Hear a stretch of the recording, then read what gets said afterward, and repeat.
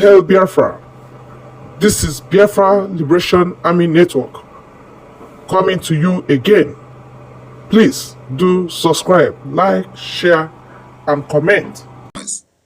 And God told him that when the time comes, he will send men. So it is something that is very, very deep. And when this time comes, the speed you see now, it should have been more faster. But because Nigeria, with the agent within IPOB, did a lot of damage unexpectedly. Like nobody envisioned what happened. Nobody saw it coming. Nobody saw it coming. So after when that thing happened, the Nigerian government believed that now it is the end. Everybody saw how they bragged. They were even giving press statement in Hausa language so that we will not understand what was said. It happened. The heaven did not fall. Malami gave a press statement when something that has to do with the entire people who call themselves Nigerian. That's correct. And the people were addressed in Hausa. Do you understand Hausa language? How many people understand Hausa? So this is a pure celebration of the end of Biafra to us.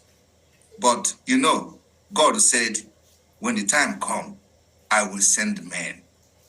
And when he was captured, that was that time that God told him. The time is now that I have raised men to come. Immediately he was captured, God raised men. All of you here are part of those people and those men that God raised. Because without you, there is nothing, this speed you are talking about will not be there. So God have used each and every one of you. Even if you have put 1 naira, you are part of this movement. You are part of this speed you are talking about. So, my brother, this speed is not enough. It's not what I wanted to be more. I want this speed to be a rocket. And we are still getting there.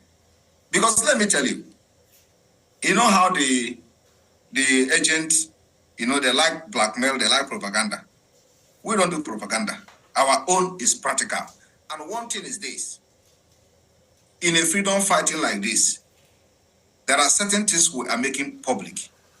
The reason why we make this in public is so our people who their brain has been damaged because of the system, corrupt system, and the complicity of Nigeria will start to think. Otherwise, we're not supposed to be shouting on social media, sometimes. There are some certain things we do. And the reason we do it is to tell the people that something is happening. And without that, they will not show up. Because we understand the mentality that Nigeria have inflicted on our people. So you need to prove beyond reasonable doubt as a criminal case for your people to actually know that you are indeed really wanting to liberate them. So we go and do something what we shouldn't have been doing on social media. Because when you look at other people fighting for freedom, you see the unification of the people, you see the unity in them, you see that everybody wants freedom. Even when you are not doing it the way they want, but it's for the fact that you are shouting there is a freedom you need, everybody will join you. But in our own, no. Not like that. The people who claim to be fighting for the freedom will tell you that instead you get this freedom, let everybody die. That is to show you that people who have been shouting this freedom were not actually fighting for freedom. It is the same thing every other person have done in the past. Anybody that wants freedom, you don't need to go and start telling the person that is going to get it or saying he's going to get the freedom. Instead, he will get the freedom, let everybody die. It means you never fought for freedom from the beginning. It means that all the thing you were doing was not actually for freedom. And somebody told me in confidence that they have observed the freedom, the agitation for the Biafra freedom, and every other thing that was happening was just a political pressure group, which I have consistently said on social media, that these people are political pressure group. And that was why I gave them the name IPOB Nigeria. Mazi Nnamdi Kanu was caught in the cobweb of these people. They used him, they used his position very, very well for their own benefit. Many of them use him to get connection to the governors. Many of them use him to get connection to the commissioners. Many of them use him to expand their criminality within Biafra territory. This is what is happening. And he knew, but the way out was a problem. You know, there is a place there is a way you find yourself in the midst of problem, you want to play along until God will do magic. That was actually what happened. Because he cannot have these people and still be looking for 100 men. It was not hidden. But how will it happen? He doesn't know. And for the fact that he has made a lot of I am telling you because this is somebody I have had meeting one-on-one several times where none of these people were part of this meeting. And I know what we discussed before we meet the people we're meeting. So, you know, there is this, when you lose a lot of things in what you are doing, instead of losing everything, you will want to hang on there and wait for the right time to come when God will intervene and things will take its shape. That actually will happen. Unfortunately, he got kidnapped. And when I was making exposition, I told Biafrans, there are people who betrayed him on afterthought. Afterthought betrayal. It does not necessarily mean that they were part of the planning to kidnap him in Kenya. But after the kidnap, they took the advantage. It becomes afterthought. Based on the event that was unfolding, based on some certain decisions or directive he gave, they become a violence against him. So they took the turn and joined those who actually participated in planning the kidnap. So there are different categories of betrayal in this. So we need this speed you talked about in order to cover over 50 years since 1999 after the 1970. We suffered till 1999 when Wazirike started and there was nothing to show for it. So we need to cover those things that they did not do. There was nothing to show for it. So we need to cover those things that they did not do, which we are doing now. The structure of government, you cannot be fighting for freedom and you have people who don't know what to do, who don't know how to represent you in international level, who are not presentable, who does not meet any requirement criteria of a state manhood. That there is not just 0.1 person in this whole IPOB that parade themselves at the leadership. Which one person will go and say, I am representing you, and he will be regarded as a state man? Just mention one person. That is none. And these are the things that decision makers in international community look at. Is it the people that are going to control the nation? Nobody is going to listen to you. And that's why because they know that they were not actually fighting for Biafra. I am saying this thing now in details. I may even say it more when our satellite will be on air. Because they thought that we are not broadcasting again and all that. But I don't know that we are still coming. We will come with day to quake. The broadcast that is coming now is going to hit the zoo like earthquake. Because everything is set. Every structure is set. Everything from the facto to the Biafra government in exile, to the defense forces, to the Biafra Justice Ministry, to the next we are hitting on air now is the aviation ministry, the Biafra aviation. I am telling you, you don't know what is coming. We will scatter this whole thing and build it again. And we are going to become one of the best countries, especially the civilization will begin from Biafra in Africa. I am telling you the fact. So everybody should just watch. There is nothing we do today that is over speed. It is something that needed to have been done since many years when this whole thing started and nobody did it. So we want to take our time. So when you see this speed going, we are taking time to do it. Believe me, we are taking time. When you see it happening now, it has been a very long time from the beginning coming. So we are just putting those things together, And now that we have finished with the structure of the government, what you are going to be seeing in the next few coming weeks or months is the lobbies of the Biafra government in exile. You are going to see Biafra being discussed at Congress. You are going to see the recognition of Biafra government. Those things that people were asking, where is the lobbies? You are going to see it now. Because when you have people to lobby for you, you have something they are lobbying about. Not just because you are an agitator.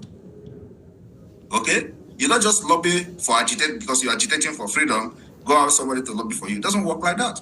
You need to have something in place that will convince the people you are going to lobby. You are going to the office to lobby for the recognition of your government. If we are still doing IPOB, for example, and we're going to go and lobby, what are we lobbying for? What are we lobbying for? What we are going to lobby for is to present yourself as a government, as the only legitimate government whom the Biafra people has given their allegiance to, and the only recognized government by the same Biafra people that will speak on their behalf. So the government that you are lobbying to must have that particular understanding that you are not studying to speak for the Biafra people. Nigeria have lost the legitimacy through the actions and the inactions of the Biafra people, from the civil disobedient and what have you. So that evidence are there. So these are the things you put in place. You know, when we are shouting, sit at home must continue.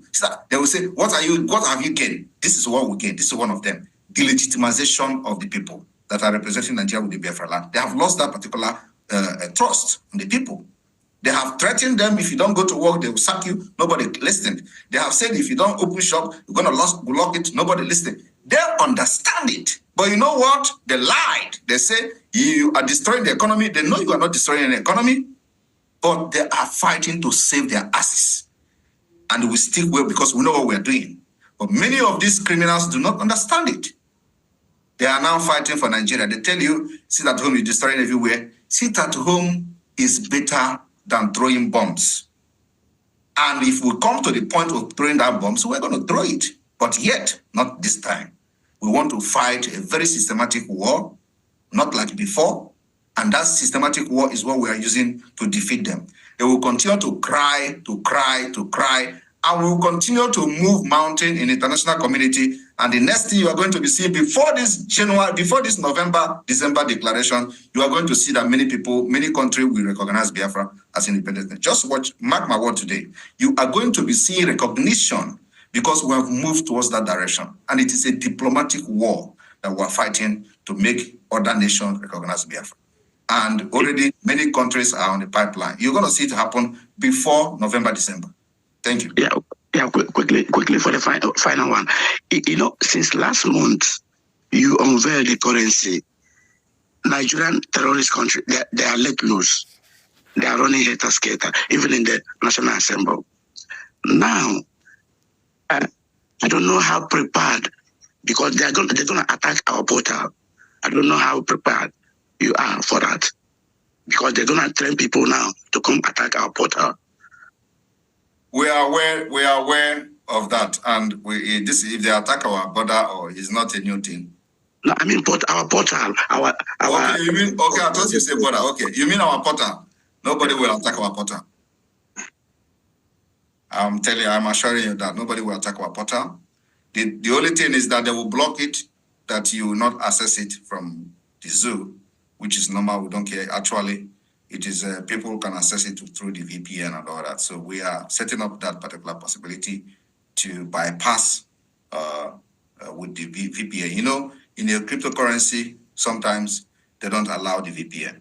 So we are working on that to make that bypass possible. Apart from that, nobody will attack this. And let me tell you that we have gone far with innovation, especially within this government. One is that the Biafra Security Administration website is built and controlled by Biafra. And if you go to the entire Africa, I don't think any country today have more secured and a security featured ID card like the Biafra government in exile. Even from exile, we have a facial recognition, Gmail verification, integrated platform into the website. So who can beat that? From exile, we are not yet controlling a sovereign state. But from exile, we already have a securities featured ID card to make sure there is no fraud. So that fraud has been eliminated. You can never duplicate that Biafra ID card. You can never get two ID cards with a separate name, with two different names, because the junior verification will not approve you to identify you immediately that you have applied before.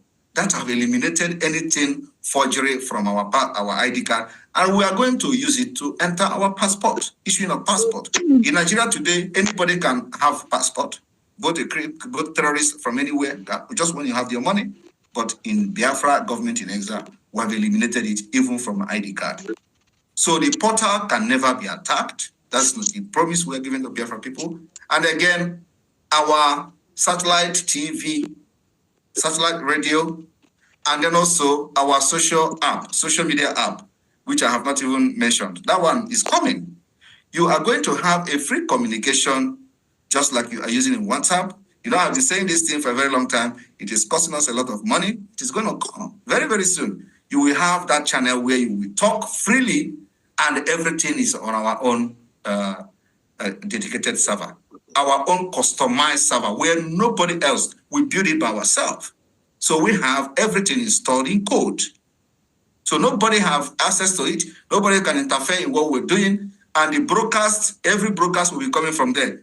We are coming with the shocker. You know, they say if you allow Biafra to go, they will become China, they will become Japan. We are already showing that we are more than that.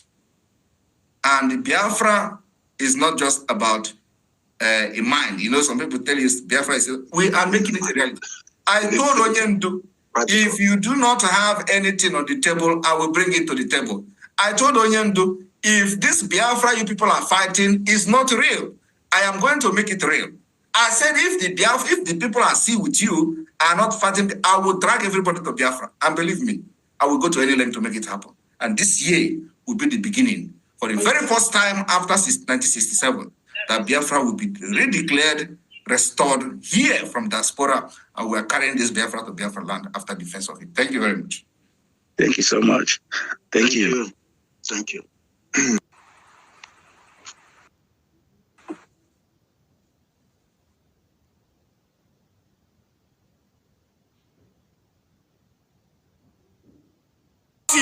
We Biafra, Lord, give us a freedom.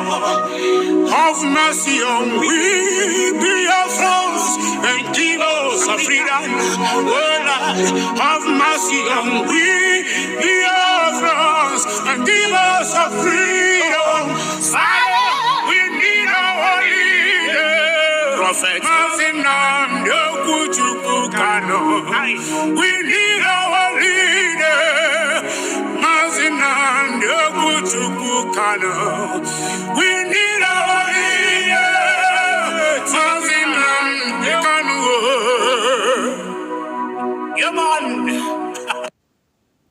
Go and listen to Simon Ekpa, who is doing a very fantastic job. Very great job that Simon Ekpa is doing. Very, very, absolutely fantastic job that he's doing. You must listen to him and share his videos accordingly. Very, very important. He is bringing a new dimension to this very awareness that we are making, and you must listen to him. Very, very important.